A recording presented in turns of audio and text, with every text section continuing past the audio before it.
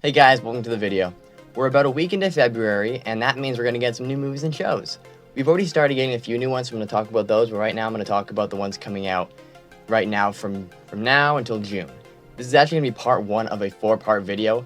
In part 1, I'm going to talk about what I just said, the ones coming out from now till June, and then in part 2, I'm going to review the ones that came out through now till June, and then parts 3 and 4 are going to be talking about the other movies. So, I'm not actually going to talk about all of them that are coming out, only the ones that I have personal interest in. First, let me just tell you, this video is not sponsored by anyone. Let's get started. Now, I'd like to quickly mention Skeleton Crew, as it technically did come out this year, so I'm going to talk about it briefly. I actually remember seeing some trailers for it, and I thought it looked interesting, but not very awesome, because the track record for a lot of Star Wars stuff was kind of not that, that good. When I saw the first 2 episodes, I was actually pretty intrigued, because the characters were nice, and so were the writing. It was clever enough, it was fun, and the visuals were really good. I'd say next to Andor, it's one of the best Star Wars shows in terms of looks. Then once we got to episode 4, I started to notice some things that didn't make a lot of sense. Then as it kept going on, it started to get a bit worse and worse. Why do people think this is great? I mean, I don't think it's bad, but why do people think it's great? Like, I saw reviews saying that it's amazing, which I literally can't see, especially since the ending was barely even an ending. It just kind of ended. There wasn't any conclusion, no epilogue. It kind of just stopped. So yeah, I don't think it was really that great. I won't say it's bad, but I also won't say I'll be clamoring to rewatch anytime soon. The movie I'm going to talk about right now actually just came out last week, I'm pretty sure. It's called Dogman, the movie. Now, you might be thinking, what the heck is Dogman? Well, let me tell you. Dogman is based off of a graphic novel series by Dav Pilkey about a dog who went around crime fighting. It's actually a sequel to Captain Underpants. Yes, children's book writer. You gotta remember that. And it was charming for what it was. I grew up watching it. I grew up reading it, and I thought it was pretty good. I enjoyed it a lot. I won't say it's a great book, though. It's an acquired taste. So when I heard that there's a dog movie coming out, I was like, alright. They made a Captain Underpants movie a while ago, so why not? So I looked at the trailers, and I was just thinking, alright, this looks like a Dogman movie. It could be good, maybe it's bad, whatever, I don't really care that much. I doubt I'll actually watch it, but I thought I'd at least talk about it because I had a little bit of knowledge over it. So, that's the same reason I'm going to talk about this movie, which is Paddington. Now, this is called Paddington in Peru, and it's the 3rd movie in a line of movies, the Paddington movies, obviously. And I remember watching the first movie when I was younger during a Christmas Eve party, and I thought it was fun. I won't say it was amazing, but I thought it was fun. I never saw the sequel, and I'm probably not going to see the 3rd one. Not because I think it's going to be bad. In fact, I have no idea. For all I know, it could be really charming. All I'm saying is that when there's a sequel to a kid's movie where the main character is all of a sudden like in this exotic location, it's not because they actually have a good story to tell, but it's mainly because they wanted to make a new movie, and I thought, why don't we just put them somewhere? So I'm probably not going to watch it, though it may be interesting, so let me know in the comments if you think it's good. Marvel's had an interesting few years, hasn't it? For about a few years, there's been a great deal of good, bad, and meh, but I won't say there's anything that specifically made me go, wow, that's really good. And I think the main reason for the dip in quality is due to how many they're making, which is not only hard for people to keep up with, like me watching it, but also the people making it. The production, CGI, all of it was really rushed, and it was quantity over quality, which is not what you should be doing. So it actually made sense that they would take a bit of a break and, recuperate, give some time for about a year. Now they're back to their 3-film plan, which worked in the past, but they're also at the same time have, I think, 6 other shows also coming out this year. 4 of which are coming out literally in the next few months. And I'm going to talk about whether or not those will be decent. First, we have Your Friendly Neighborhood Spider-Man. This one is actually just came out and there's a few episodes released, so I actually gave it a watch, and honestly, it's fun. Like, the characters seem interesting, it's a fun story. The intro I'm not a huge fan of, but hey, whatever. But for the most part, I'd say it's a good time. First, let me talk about the fact that this isn't in the MCU, this is actually in an alternate universe, which I originally was kind of upset about because I wanted to see the origins of it. But because they're in an alternate universe, they can experiment with different types of tones, different options, different events, and that led to this shot right here, which I think is a nice little callback. I've always wanted to see an alternate universe movie. Like, imagine an alternate universe with a new Spider-Man with a completely different story, completely away from the MCU where you can do whatever you want. Sony, why didn't you do that? Anyway, I was actually pretty interested looking around, and because it's an alternate universe, you can actually have different characters played by different looking people. So there's a lot of characters that are either a different gender or a different look, like they look completely different, which actually makes for fun little reveals as it goes on, where I'm like, oh, I'm Harry Osborn, or I'm this person, I'm that person. I thought, oh, I wonder what's gonna happen with that. Oh boy. So that's the one thing I found pretty interesting about it, but for the most part, I was like, all right, let's see how this turns out. It also had some pretty interesting visual storytelling, which I always love to see. I'm actually quite interested to see how this show goes. Next up, we have Captain America: Brave New World. Now, this is the 4th in the Captain America series, but it's also a sequel to Falcon and the Winter Soldier. And I remember watching that, and I didn't think it was all that good. I mean, John Walker was slightly interesting, but for the most part, I'd say it was a pretty bland show with a very confused premise and a dumb message. But for the most part, I enjoyed it, kind of. One of the main reasons for the Falcon and the Winter Soldier being mediocre was the fact that there's a ton of reshoots and script rewrites. And guess what also has a ton of script rewrites and reshoots? Captain America: Brave New World. So I'm not really looking forward to see how it turns out. It looks fine, the trailers look okay, except for this one little detail that I find incredibly weird. You're not Steve Rogers. I thought you didn't like Steve Rogers. This is the one I'm the least excited for. But anyway, I'd say it's probably going to be a meh one, similar to Falcon and the Winter Soldier, though. We'll see how it goes. Next up, we have Daredevil: Born Again. Now, full transparency, I haven't actually seen the original Daredevil show, but I have seen Matt Murdock and She-Hulk and Spider-Man: No Way Home. I'd actually say Matt Murdock was the only good part of She-Hulk. And I'm actually interested to see how it turns out, because I think both him and Kingpin have had decent characterization in the MCU so far, so I'm excited to see how that turns out, but we'll have to see. Then we got the Thunderbolts movie. It's basically just Suicide Squad, but with the characters from Marvel. And this has Bucky, Yelena, and John Walker in them. And I found all those characters to be very interesting. I'm interested to see how their characterization goes in the MCU going forward, so I don't know why, but I'm more excited for this than I am for Captain America. And I'm excited to see Alexei after him in Black Widow. I miss him. I like to see how he's doing. I think the actor, I forget his name. His name escapes me right now, but I think I'm excited to see how that turns out. Lastly, we have Ironheart with Riri Williams, who was a character in Black Panther: Wakanda Forever. Now, I actually watched Black Panther: Wakanda Forever once, probably 2 years ago with my dad, and I almost fell asleep during that. So a show centered on Riri Williams specifically, I'm not particularly interested in, so that's the stuff that Marvel has going so far. How about their competitor? DC's had a rocky few years. First, they tried to start a whole universe, and then they had to reboot it, then they made a new cut of Justice League, and now they're rebooting the entire universe to follow a new direction. Now, I originally wasn't that hopeful about how it was going to turn out, but since James Gunn, Guardians of the Galaxy guy is making it, I'd say it has potential to be pretty interesting. So the first installment of the DC universe is Superman Legacy. Now, I'll admit, it's going to be pretty cool to see a new Superman interpretation after Zack Snyder's interpretation. It actually looks pretty interesting and fun, and it has that Superman spirit that I'm excited to see. This movie actually has 2 goals. One, they have to reignite the DC universe while also making a good Superman movie. Let's see how that goes. But considering it's James Gunn, I have hope that it'll be good. Disney. So Disney's had a very interesting few years considering all the stuff they put out. Last year they had Moana 2 and Mufasa the Lion King. Now those were obviously very successful, but let's admit it, they weren't really that good. So now they have a new line of movies coming out this year, starting off with Snow White. Let's admit it, let's not sugarcoat this, we know this is going to be bad. From the trailers, it doesn't look good at all, especially the fact that instead of casting dwarves as dwarves, they instead decided to CGI dwarves and give them voice actors. Seriously, what the heck are you doing, Disney?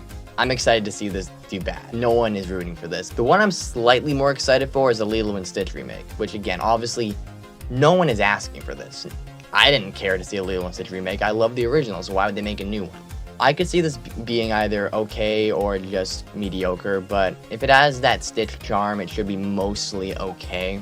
I find it interesting that the trailers are similar to the old campaign that the original movie had, with Stitch doing his little antics to interrupt like the Disney logo or the Mufasa trailer, just like they did all those years ago. So I think it'll do well for the most part, but I'm ready to see Snow White crash and burn. Now what about Pixar? Well, their movie last year, Inside Out 2, was actually really good and I really enjoyed it. Now coming up next is Ello. I have no idea how this is going to turn out. Honestly, it's a flip of a coin. I remember seeing trailers for Luca and I thought it was going to be bad, but I watched it and it was actually a very charming one. Turning Red sucked and Elemental was average.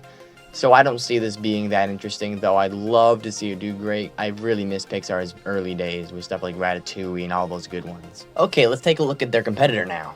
DreamWorks has had a very interesting few years. They've had a lot of really good movies and some mediocre ones. So when it comes to the next one, I was excited to see what they have upcoming. Finally, after all these years, DreamWorks has finally stooped to Disney's level and made a live-action remake.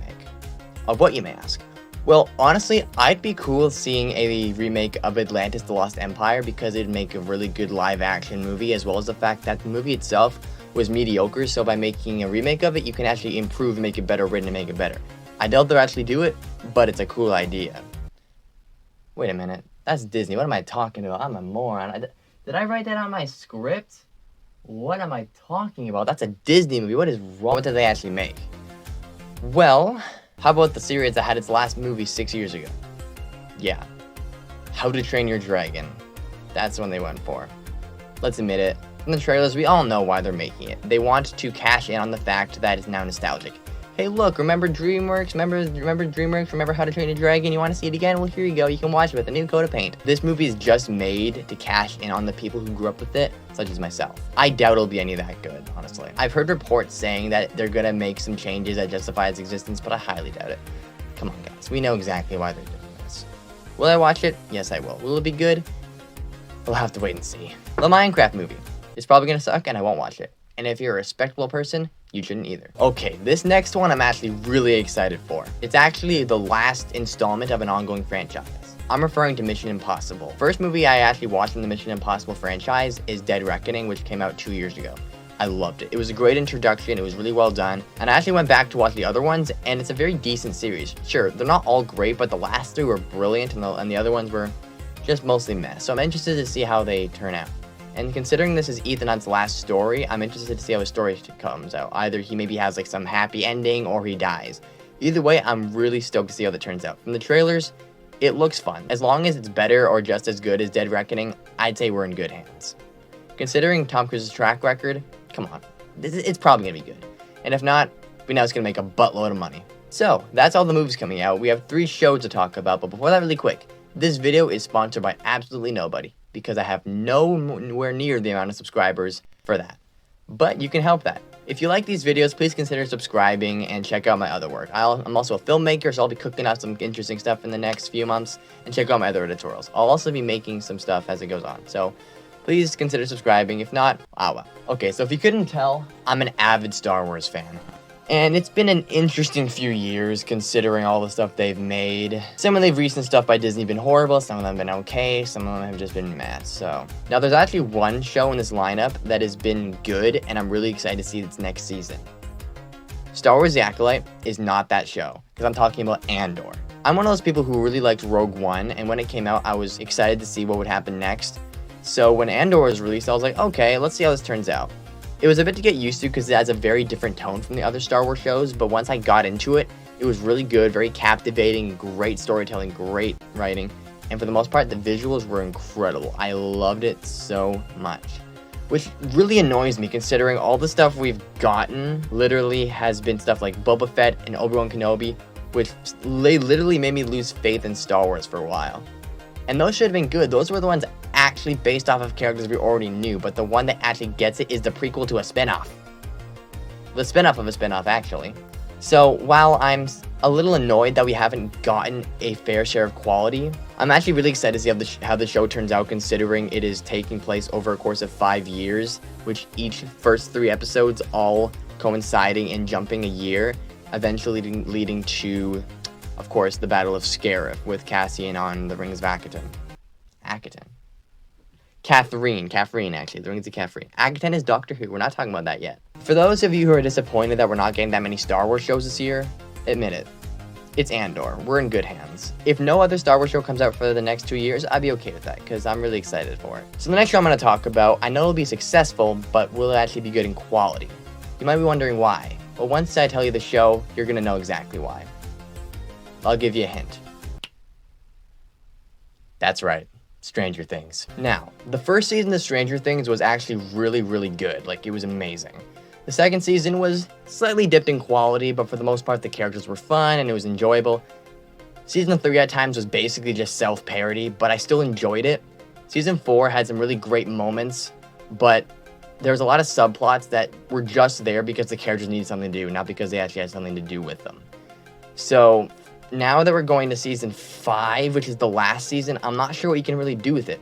Especially considering the ending to Season 4 was basically an ending of its own. Like, I'd almost be satisfied if that was how the show ended.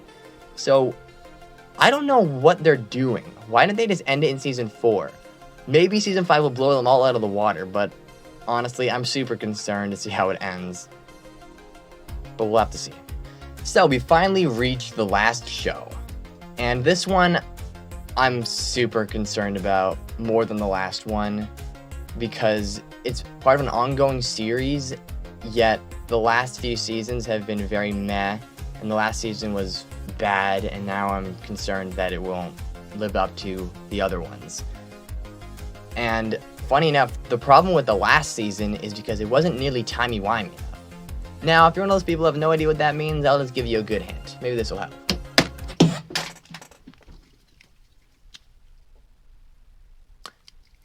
This is Sonic Screwdriver. I'm talking about Doctor Who. Doctor Who is a show about an alien who can change his face who travels through time and space. It started off in the 60s and then got cancelled in the 80s, revived in 2005, and it's been long running all the way up to this year. In season 11, it got a brand new showrunner and it sucked. So after the 13th season, the old showrunner, Russell T Davies, who did the first season, like the very first season of Doctor Who from 2005, is now back to it. So he made 4 specials, 3 with David Tennant, and then another with Chuchi Gatwa as a Christmas special. 2 of them were okay, and 1 was really, really good, and then the Christmas special was eh. Once we got to the actual series, however, it started to dip in quality. I'd say it was really bad.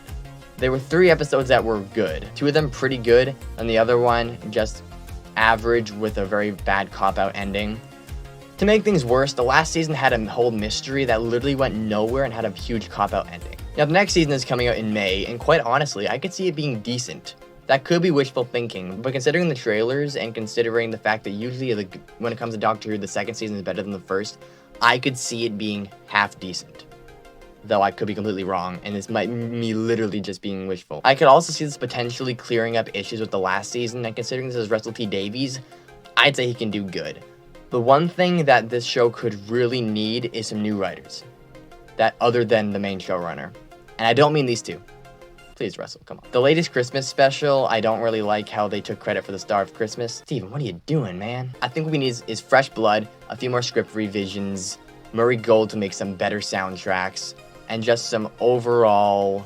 We need more episodes. Hopefully when they renew the show for next season, they actually get some more episodes, because the show did a lot better with 13 rather than the 8 episodes that this current season has. Come on, Disney. You gave Andor 12 episodes per season. Doctor Who might actually be better with just a regular BBC budget, because that way they can just be more creative, because with the lower budget, it makes creative freedom a lot more huge, but it also makes it so you have to be creative, because you don't have the biggest budget, so you can't do big bombastic stuff. Either way, I have my fingers crossed that this will be good. So now we've reached that part that any video has, and that's the ending. If you like this, please subscribe and stay tuned for part 2.